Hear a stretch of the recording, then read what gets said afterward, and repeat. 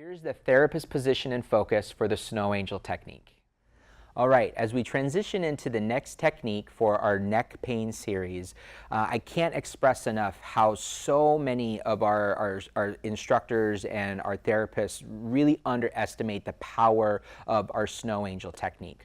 For many of our patients, what they don't realize is that so much of the neck tightness and the compensation that happens all has a direct impact on what's happening through this pectoralis major, pec minor, subscap region within this shoulder girdle. So if Jenna turns to her side here, so many people spend a tremendous amount of time and money trying to resolve neck pain issues by just specifically only touching the neck. But we have to realize is that the neck really is at the mercy of what the shoulder girdle is doing. And if the shoulder girdle starts to medially rotate and it starts to go into ventral drag and we start to go into kyphosing, it starts to pull that head down. So then the compensation mechanism from there is that the upper part of that cervical spine have to go into extension to bring that head back up. And if she were driving in her car, we can see that this is a pretty common position. If she's texting, if she's on her laptop, this tightness on this front half is really a huge contributor to what's going on, especially for that SCM. And that as that SCM gets pulled down and forward, the scapula start going under strain, so that levator scapula is at full tension. And so being able to get a shift out of all of this is a huge impact in being able to help our clients address their neck pain. So what we're going to have Jenna do is she's just going to get back on the roller. So we're having her off the roller to show that information. So now we want to make sure that when she is on the roller, we have her, she just finished with the lasagna pan technique.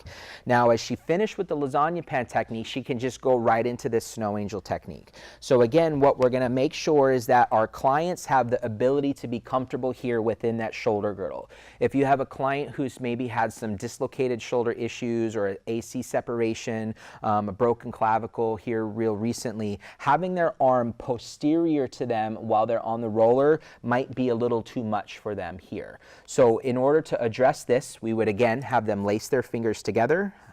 Go ahead. And then she's just going to rest all of that on her abdomen. So now that the shoulder girdle is more soft through here, that's going to take a tremendous amount of strain and tension off of that cervical spine through here. The other piece that we really always need to keep in mind when we're working with our patients with this technique is that if their knees are held together, it's going to put stress and tension into the hips, which ultimately puts stress and tension through this whole chain into the neck. And then if their feet are together, they start to become very unstable on the roller, and then they're going to really hold throughout their core and their trunk, which again is going to put extra stress and tension through that cervical spine. So making sure that they have some space within their feet and the knees are nice and soft, they're not pinching together, is going to be a key on being able to get all of this tissue at the top end of this chain to soften. So from here, we're going to have her go into, the arms are going to be right down by her side. Now, nice and easy, we're going to start with the bilateral Snow Angels with our patients. So as they go through this motion, what you really want to pay attention to is that if they're getting any significant pop or thunk as they're going through that, one of the ways to help address that is that you would just have them come anterior or forward of where that catch is, and sometimes just getting around that catch will allow them to continue through that motion. Some of our clients will think that this is only effective if they're feeling an extensive amount of stress or tension as they're working through here, and we have to encourage them and remind them that no pain, no gain no longer applies. It is very important that they really keep that in mind. So what might need to happen is that depending on what's going on within that neck and that shoulder girdle as they're doing this technique is that maybe her right arm is tighter than the left. So the right Snow Angel might be a little higher than the left, even though that she has full range of motion, and that's totally okay. We want them to just be where they're at and where they can be comfortably. So as what will happen as she does this a couple of days a week over the next over the next month or so, is that those will start to equal out. The more safe the brain feels, the more range of motion it's going to let the fascial tissue and the muscle tissue have. Remember, with this process, we're not actually lengthening out fascial tissue as we roll, because we know fascial tissue has 2,000 pounds per square inch of tensile strength. So what's changing these tissues is the nervous system believing that it can do these motions comfortably and safely.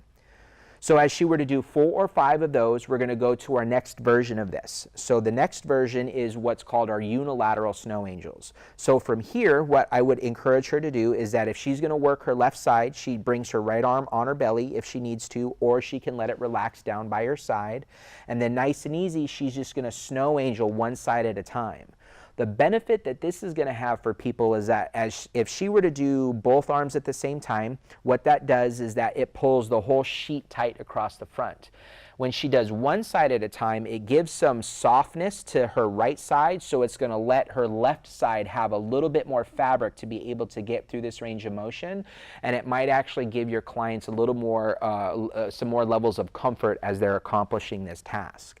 So she would do 4 or 5 snow angels on her left side, unilaterally 4 or 5 on her right side, and that's going to be another level of change that we're going to elicit. And again, the big thing to keep in mind is as she's doing these snow angels, not only is it opening up and softening this tissue on the front, which will soften the neck, but as her scapula are articulating and that medial margin is rubbing against that roller, it's working the insertion point of those rhomboids, and it's working that certain margins of the trapezius, especially where a lot of people notice a lot of buildup or tension within, and they call them trigger points, but it's just gluing together of tissue through those regions. And so we're getting kind of a two for a bang, a bang for the buck with both the front and the back side. So after she finishes unilateral snow angels, we're going to come into the third iteration of this, which is going to be our alternating wing snow angels. So what Jenna's going to do is that one arm is going to start up, one arm is going to start down, and nice and easy, she's just going to alternate her wings as she's doing this.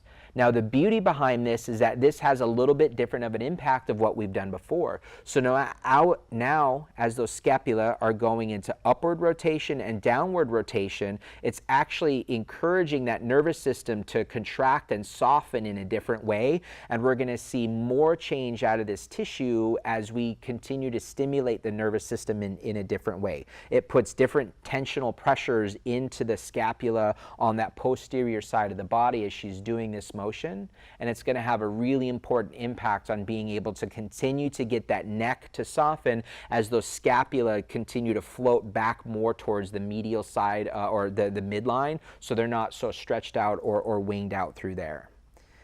And then the last phase that we can have our clients do with this, and again in your clinic, maybe you give one of these phases each week as they're coming in to see you.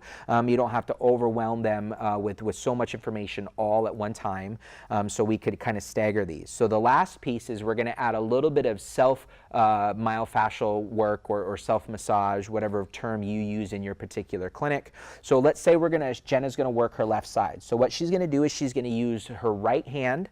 She's going to use the finger pads of her right hand. She's not going to use the fingertips. What a lot of people will want to do is that they'll want to push with their fingertips and really dig into this.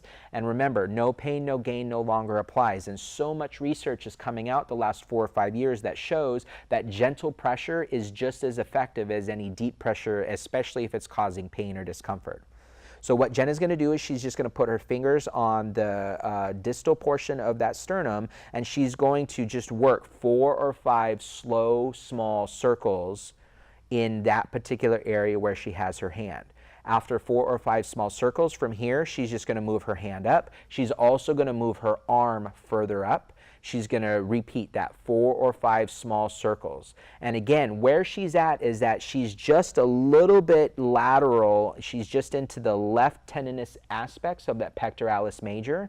And that's going to really help kind of encourage those Golgi tendon organs to maybe not hold so hard or do so much work as they go into protection mode as we get locked down on that front side of the body. So for most people, this is going to be like 3 or 4 areas. If I have, a really tall guy or gal, 6'5", 6'6", and their sternum is really long, they might, get a couple more in there. But for most people, they're going to do a few different spots along the sternum as the arm continues to go up. And this is going to have a powerful impact on changing what's happening in the neck, especially on that posterior upper cervical spine, because as this tissue pulls down and forward, the compensation is for that upper back cervical cervical spine to try to play tug-of-war with it, and it just can't compete. So the more this front side softens and opens and lifts up, it's going to allow that cervical spine to float back. The scapula are going to be able to settle down. That levator scapula, the longest, all of these tissues in and through here, the splenius capitis and splenius cervicis are all going to get to soften and let go because that head isn't so far forward. And this piece is an important element that so many people leave out when they're trying to address neck pain with their students or their clients. So that will conclude and finish the snow angel technique for our neck pain.